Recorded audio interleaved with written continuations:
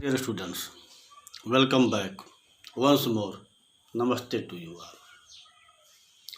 Today I will teach you future continuous tense. First of all, you have to identify that the given sentence belongs to future tense. किसी भी वाक्य का एक भाषा से दूसरे भाषा में अनुवाद करने के पूर्व यह जानकारी होना आवश्यक होता है कि दिया गया वाक्य द गिवन सेंटेंस किस काल में है। इज रिटन लिखा गया है इन विच टेंस, किस टेंस में। यहाँ फ्यूचर टेंस की बात है। फ्यूचर टेंस भविष्य काल। यहाँ वाक्य के अंत में सबसे अंतिम जो वर्ण होता है, शब्द होता है, उसके अंत में गा गी गे अवश्य रहते हैं। तो जिस भी वाक्य के अंत में गा गी गे होगा वह वाक्य फ्यूचर टेंस से संबंधित होगा। अब फ्यूचर टेंस में भी चार भेद होते हैं। Future indefinite tense, future continuous tense, future perfect tense और future perfect continuous tense. Today I will teach you only in this video future continuous tense. So let us come and know the method of identification of continuous tense. My dear students, you must remember this method of identification of future continuous tense. First of all, I will tell you about identification of continuous tense. वह continuous tense चाहे present continuous हो, चाहे past continuous हो, चाहे present perfect continuous हो, चाहे past perfect continuous हो, उसमें रहता है। उसके रहने से मालूम हो जाता है कि यह कंटिन्यूअस का है। अब कंटिन्यूअस में भी कुछ तकनीकी है। कोई वाक्य कंटिन्यूअस में होने के बाद भी परफेक्ट कंटिन्यूअस में हो जाता है। तो फर्स्ट ऑफ ऑल चलिए चलते हैं, हम कंटिन्यूअस टेंस की पहचान आपको बताते हैं। रहा रही रहे कंटिन्यूअस कहे। रहा रही रहे कंटिन्यूअस कहे। यदि किसी वाक्य के अंत में रहा रही रहे शब्द आते हैं तो वह वाक्य कंटिन्यूअस टेंस का होता है। प्रेजेंट कंटिन्यूअस टेंस है तो उसमें रहा है, रही है, रहे हैं बताते प्रेजेंट कंटिन्यूअस का वाक्य है बनाते। लेकिन जब पास्ट कंटिन्यूअस में आता है तो वहाँ भी रहा रही रहे कंटिन्यूअस कहे, लेकिन चूंकि पास्ट की बात होती है इसलिए वहाँ पर रहा था, रही थी और रहे थे जैसे शब्द आते हैं अंत में। सेम वही पैटर्न फ्यूचर कंटिन्यूअस टेंस का भी है। हम सबसे पहले ये देखेंगे कि वाक्य में रहा रही रहे है कि नहीं है। यदि है तो वह कंटिन्यूअस टेंस। रहा रही रहे कंटिन्यूअस कहे।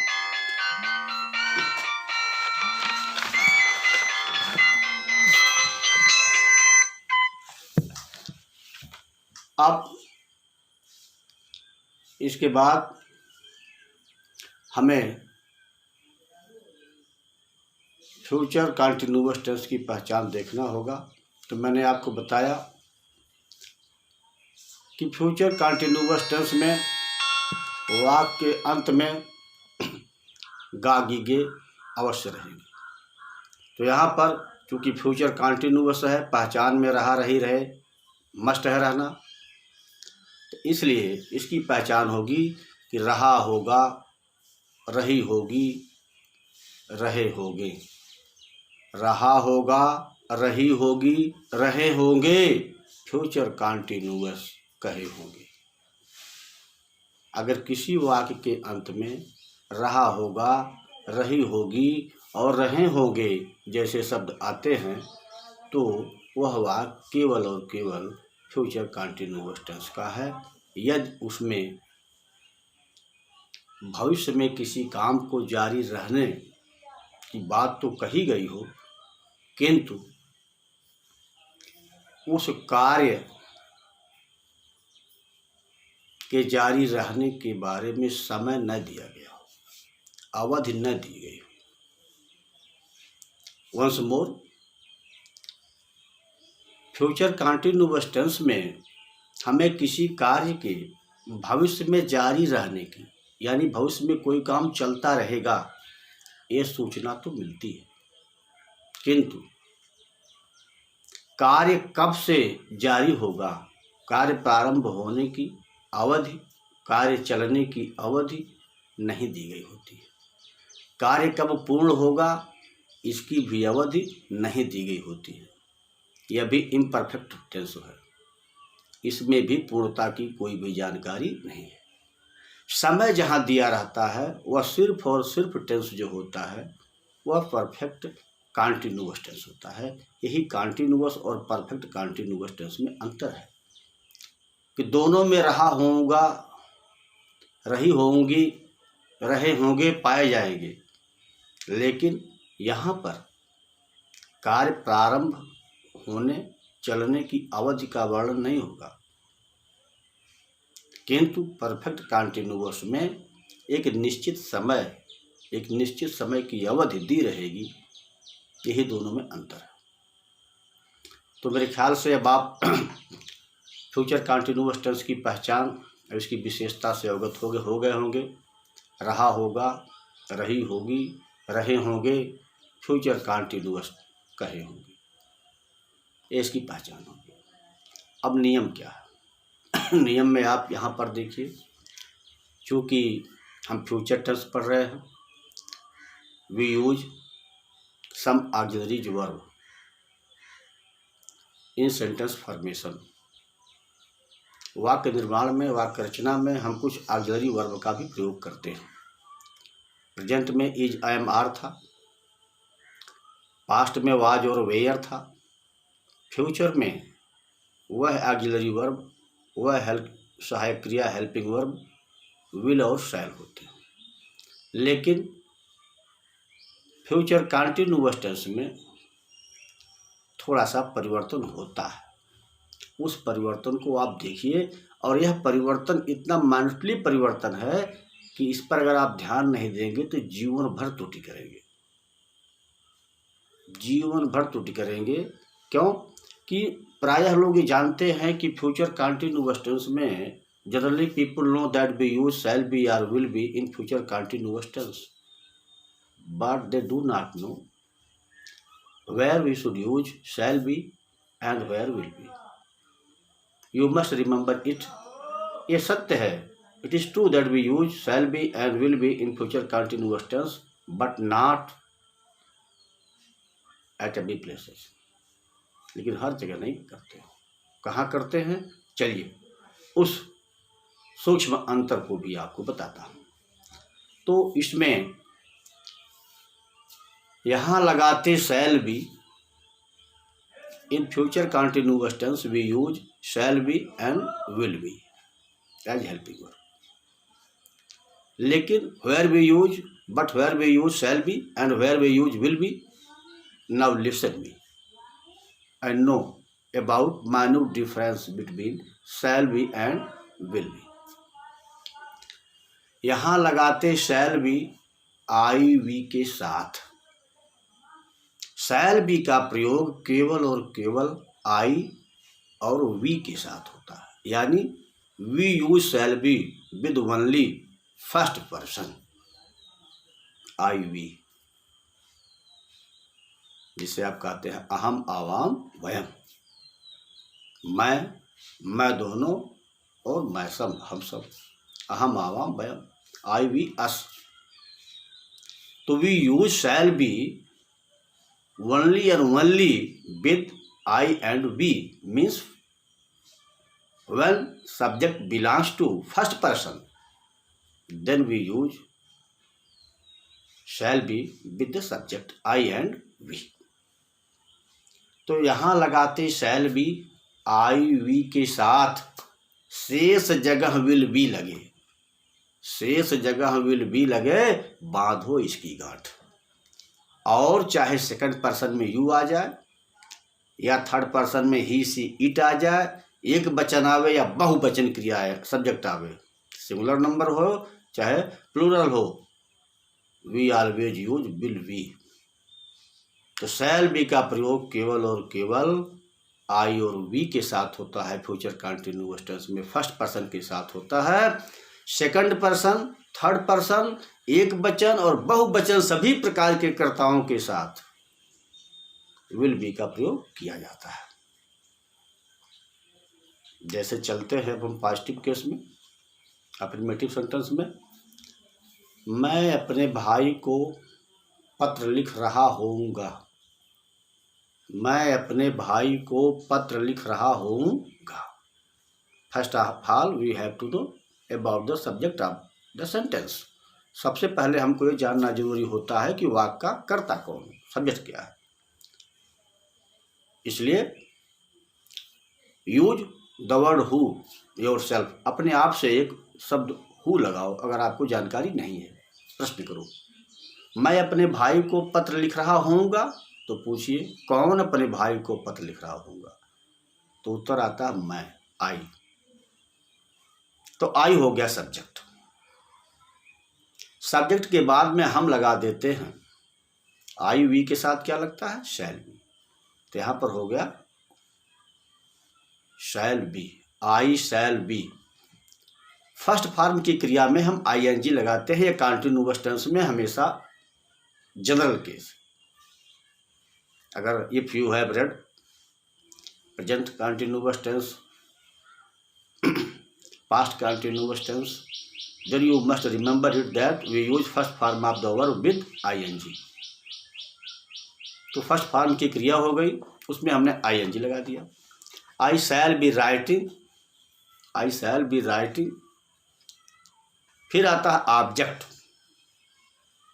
मैं अपने भाई को क्या लिख रहा हूँ, तो आता है ये लेटर, एक पत्र, that is object of the sentence.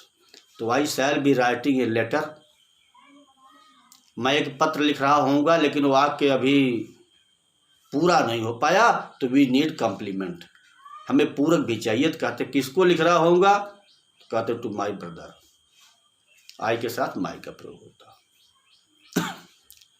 और आई के साथ शैल बी का होता। अब आता है वह अपने भाई को पत्र लिख रही होगी, वह अपने भाई को पत्र लिख रही होगी।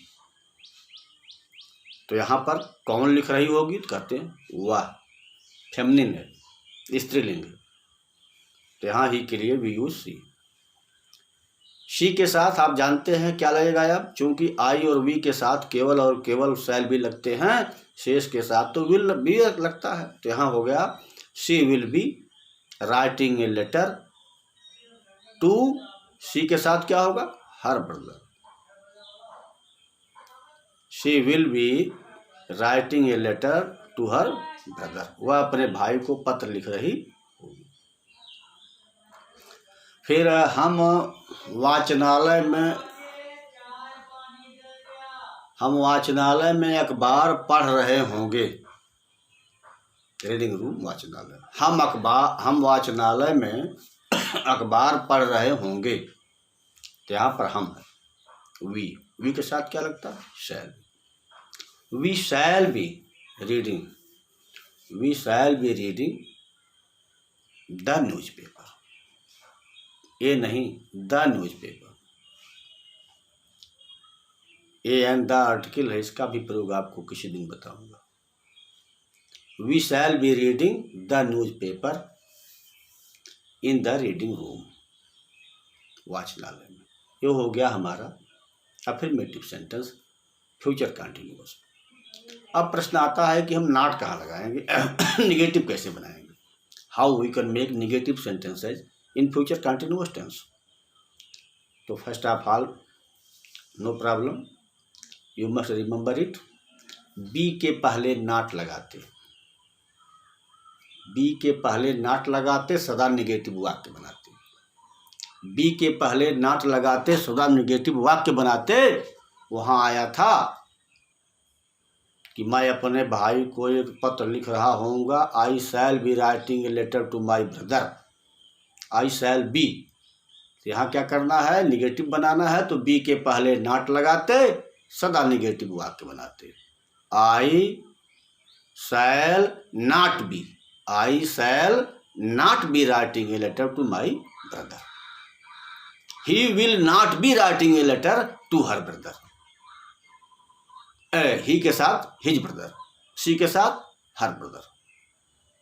तो जहाँ भी बी रहेगा अफर्मेटिव सेंटेंस में, सिंपल सेंटेंस में, उस बी के पहले हम नॉट लगा देंगे।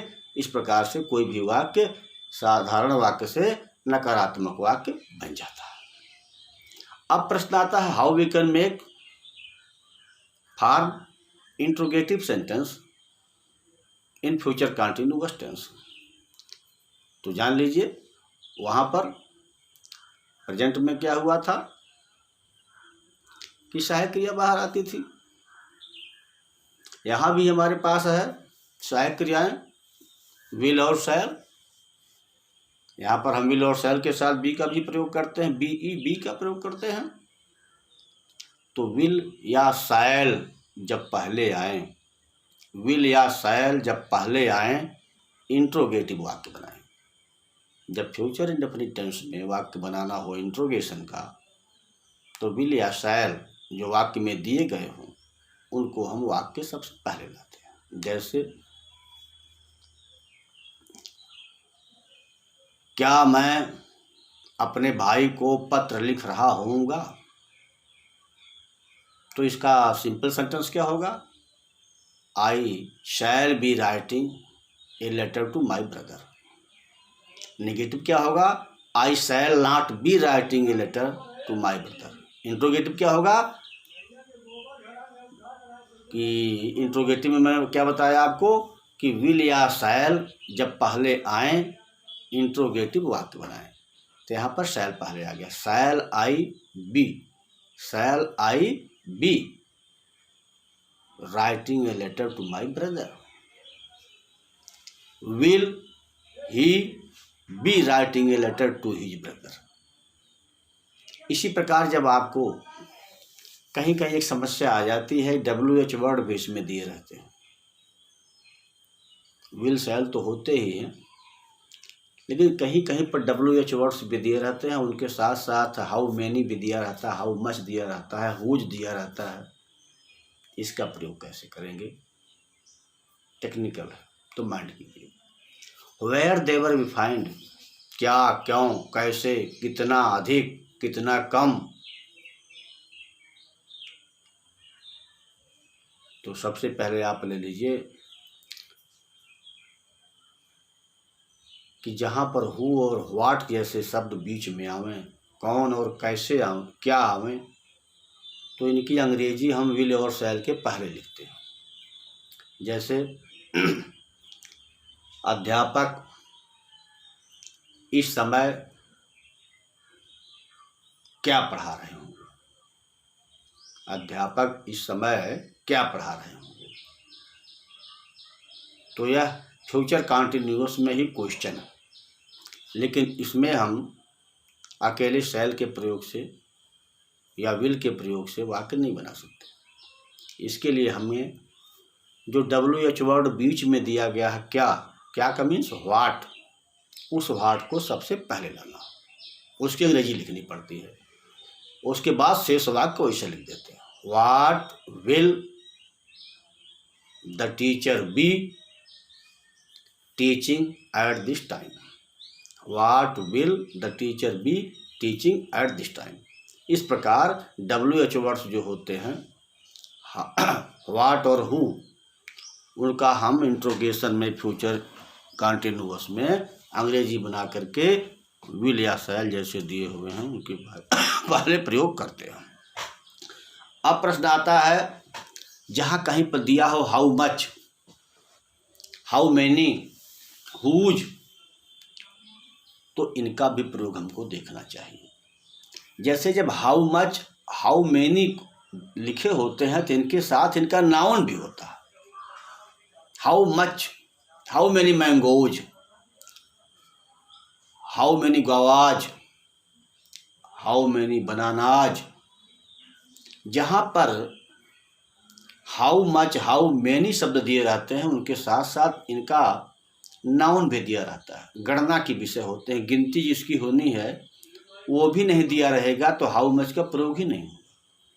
इसलिए ध्यान रखिए कि जहाँ पर हाउ मच, हाउ मैनी का प्रयोग करना हो तो इनके साथ इस टेंस में सबसे पहले हाउ मच, हाउ मैनी के साथ इनके नाउन को लिखते हैं, तब चाहे विल या शैल जैसा उचित प्रयोग हो उसका करते हैं। Remember it. जैसे है, यह बच्चा कितने आम खा रहा होगा, यह बच्चा कितने आम खा रहा होगा। अब आम तो काउंटेबल है, इसको क्या कहा जाएगा, कितने को, हाउ मैनी। लेकिन हाउ मैनी शब्द आ गया तो इसके साथ इसका नाउन भी रहेगा जिसकी गिनती होनी है, हो रही है, तो कहते हैं mangoes. How many mangoes will this child be eating, how many mangoes will this child be eating. तो हाउ मैनी के साथ हो गया। इसके बाद अगर विच आ गया